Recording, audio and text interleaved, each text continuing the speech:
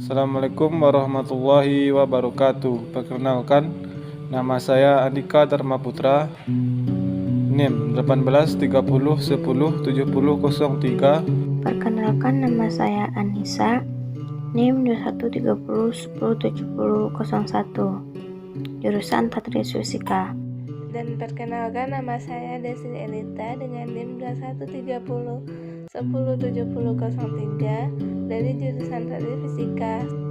Dan perkenalkan, nama saya Darwinda Anissa dengan NIM 2130107002 dari jurusan Tadris Fisika. Baik, di sini kami akan menjelaskan bagian-bagian multimeter analog dan osiloskop serta fungsinya. Yang pertama, multimeter analog berfungsi untuk mengukur arus bolak-balik, mengukur tegangan AC maupun DC, dan dapat mengukur hambatan dari sebuah resistor maupun transistor. Bagian yang pertama yaitu prob positif dan prob negatif yang berfungsi untuk mencolokkan kabel positif dan negatif pada multimeter. Bagian selanjutnya yaitu selektor yang digunakan untuk memilih apa yang akan kita ukur, misalnya tegangan, hambatan, dan arus. Bagian berikutnya yaitu knob kalibrasi yang berfungsi untuk mengatur jarum agar tepat pada posisi 0 saat mengukur hambatan satu resistor, karena letak 0 pada skala hambatan yang berlawanan dengan skala lainnya. Yang selanjutnya yaitu papan skala pengukuran. Papan skala pengukuran ini memiliki angka-angka yang telah disusun sebagai skala dari pengukuran. Saat pengukuran dilakukan, jarum penunjuk akan menunjuk ke papan skala pengukuran. Pada papan skala pengukuran terdapat beberapa jenis skala. Jenis skala tersebut memiliki beberapa skala dengan batas atas yang berbeda. Terdapat papan skala tegangan searah dengan adanya ikon DCV pada skala tersebut, sedangkan pada papan skala tegangan bolak-balik terdapat ciri-ciri dengan adanya ikon ACV.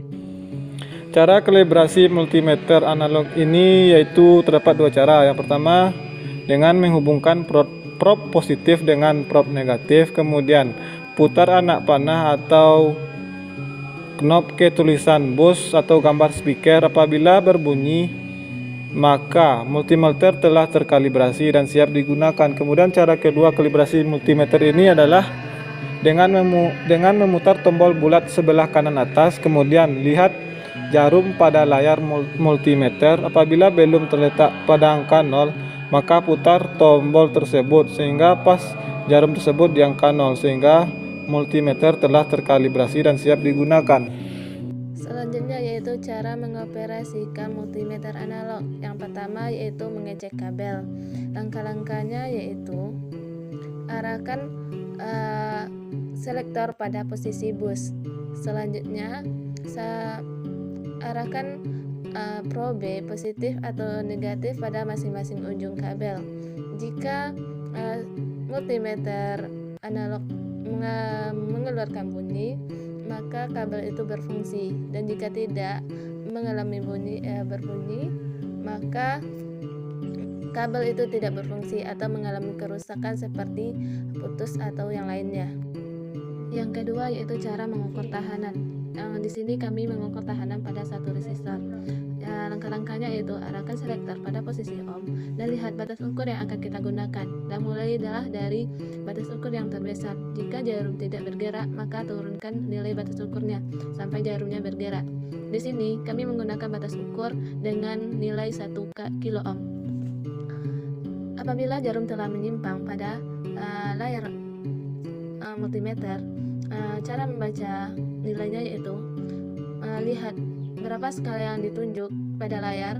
Selanjutnya dikalikan dengan batas ukur yang kita gunakan. Di sini kami mendapatkan nilai 10 pada layar multimeter, dan dikalikan dengan skala yang kita gunakan yaitu 1, sehingga tahanan yang kami dapat itu 10K. Selanjutnya yaitu mengukur arus dan tegangan menggunakan multimeter. Di sini kita menggunakan satu rangkaian, yang mana rangkaian tersebut terdiri dari resistor, project board, kabel penghubung, dan catu daya sebagai sumber arus dan tegangan. Adapun bentuk rangkaiannya seperti berikut. Setelah rangkaian terbentuk, kita akan mengukur tegangan dan arus menggunakan multimeter, yaitu tegangan dan arus searah. Langkah yang pertama yaitu mengukur tegangan. Langkah yang kita gunakan yaitu arahkan selektor pada bagian tegangan searah, lalu pilihlah berapa batas ukur yang akan digunakan. Di sini kami menggunakan batas ukur yaitu 10 volt. Setelah itu ukurlah masing-masing tegangan pada resistor yang kita gunakan. Di sini kami mengukur ada 3 resistor yaitu R1, R2, dan R3. Untuk mengukur nilai pada resistor yang pertama yaitu kami mendapatkan nilai skala yang ditunjuk yaitu 12, lalu dibagi dengan skala maksimum yaitu 50 dan dikali dengan batas ukur yaitu 10 volt, yang mana tegangan pada resistor ini yaitu 4 volt. Pada resistor yang kedua, kami mendapatkan nilai skala yang ditunjuk yaitu 4, lalu dibagi dengan skala maksimum yaitu 50 dan dikali dengan batas ukur yaitu 10 volt, sehingga tegangan pada resistor ini yaitu 0,8 volt. Untuk resistor yang ketiga, kami mendapatkan nilai skala yang ditunjuk yaitu 4 dibagi dengan skala maksimum yaitu 50 dan dikali dengan batas ukur yaitu 10 volt, dan diperoleh nilai tahanan pada resistor yang ketiga ini yaitu 0,8 volt. Selanjutnya yaitu mengukur arus pada rangkaian dengan menggunakan multimeter. Cara mengoperasikannya yaitu putarlah.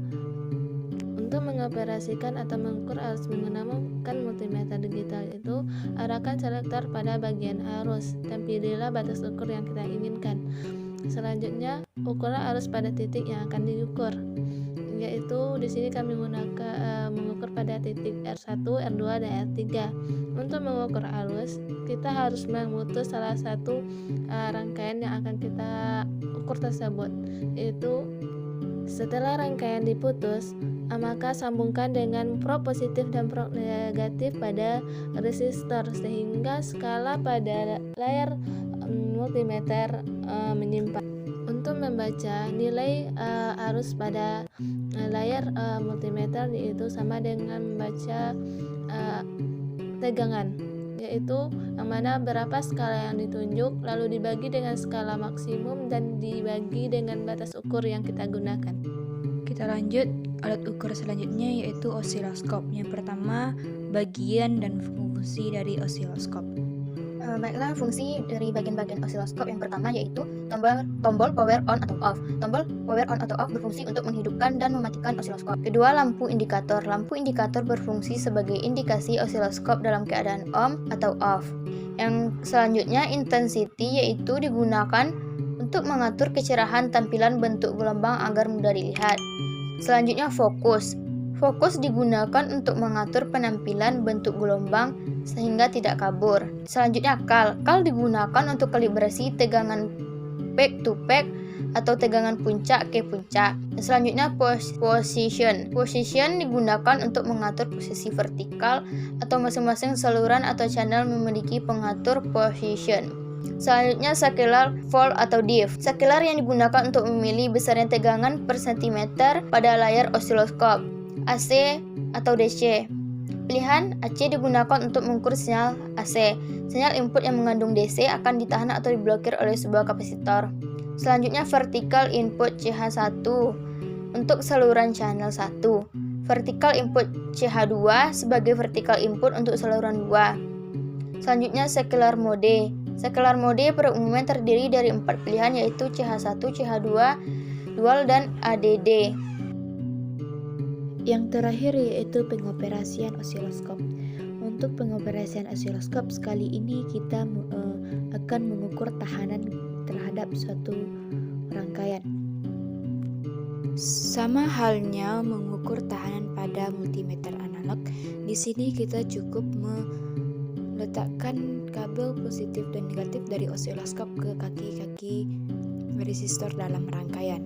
Tetapi dalam pembacaan nilainya, pada osiloskop kita dapat membaca dua tegangan. Yang pertama tegangan puncak ke puncak, yang kedua tegangan puncak. Untuk tegangan puncak ke puncak, kita akan membacanya yaitu dengan cara menghitung nilai yang kita gunakan dalam volt per div dan nilai yang kita dapatkan dalam div. Nilai tersebut dikalikan, maka hasilnya yang didapatkan yaitu tegangan puncak ke puncak. Selanjutnya nilai tegangan puncak. Untuk nilai tegangan puncak ini kita dapat dari hasil setengah dikali nilai tegangan puncak ke puncak. Maka dari itu hasil untuk tegangan puncak kita dapatkan. Nah, seperti itulah cara pengukuran tegangan menggunakan osiloskop. Sekian dari kami. Jika ada kesalahan kami mohon maaf. Assalamualaikum warahmatullahi wabarakatuh.